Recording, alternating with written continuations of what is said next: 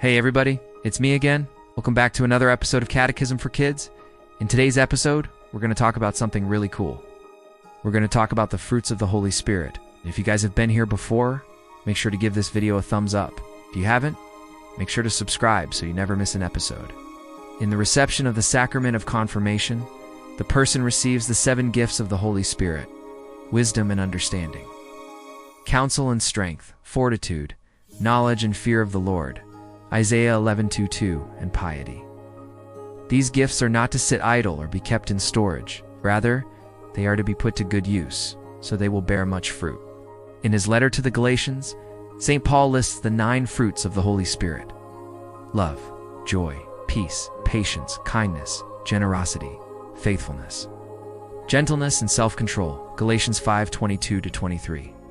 These fruits emanate or proceed from the Holy Spirit and reveal what the Holy Spirit is like. These are the Holy Spirit's character traits. And because the Holy Spirit is a person of the most holy Trinity, and because the 3 persons are one, the fruits reveal what God is like. The grace and power of the Holy Spirit give increase to these fruits. A confirmed person cooperates with this grace, and with growth in holiness, these fruits expand and intensify. Some of you asked me before, are there 9 or 12 fruits of the Spirit? The Catechism of the Catholic Church states that there are 12 fruits of the Spirit, CCC 1832. It references that claim to the scriptural text of Galatians 5:22-23. But that biblical text seems to only list 9 fruit. The correct translation of the Greek is the singular fruit. This is because the Greek is a second declension noun, which is singular. However, clarity was lost when the Greek was translated into Latin.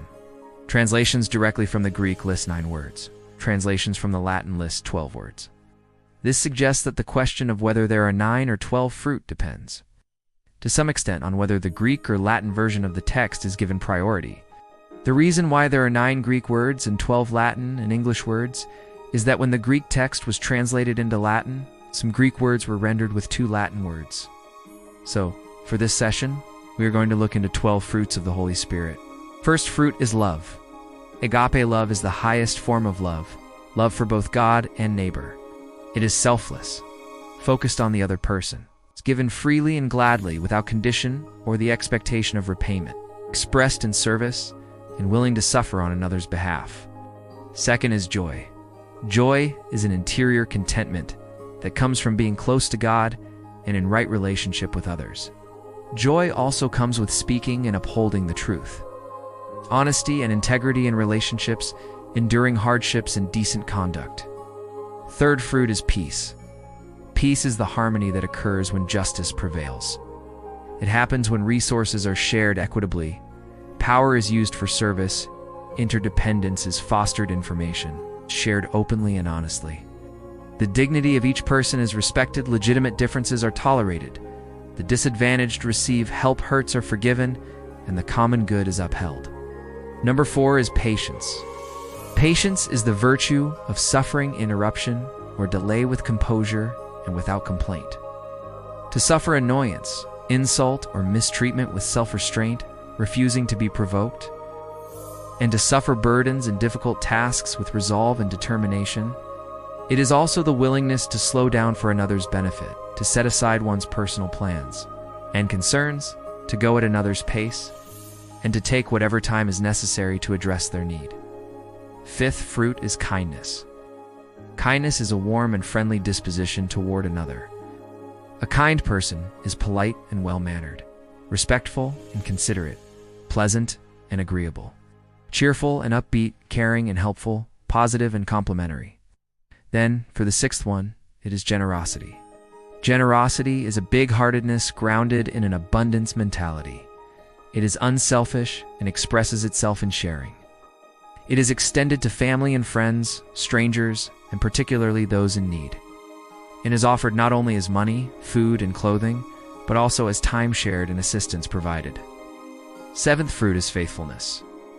Faithfulness is demonstrated by loyalty to friends, duties performed, promises kept, commitments fulfilled, contracts completed, vows observed, and being true to one's word.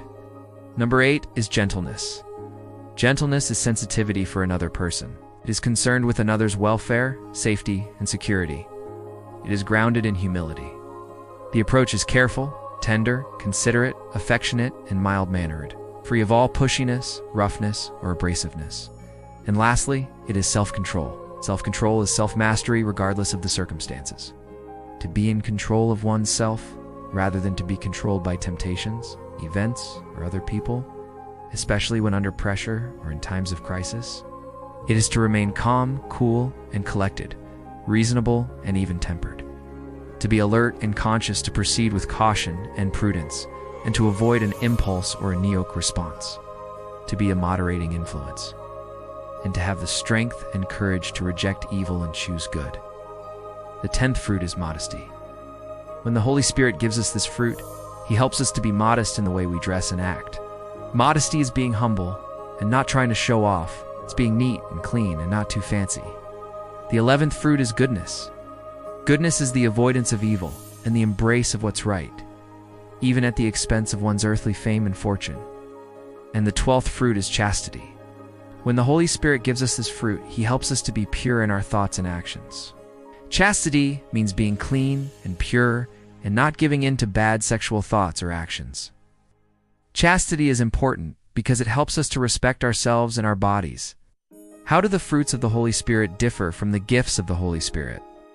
If the gifts of the Holy Spirit are like virtues, the fruits of the Holy Spirit are the actions that those virtues produce. Prompted by the Holy Spirit, through the gifts of the Holy Spirit, we bear fruit in the form of moral action. In other words, the fruits of the Holy Spirit are works that we can perform only with the aid of the Holy Spirit.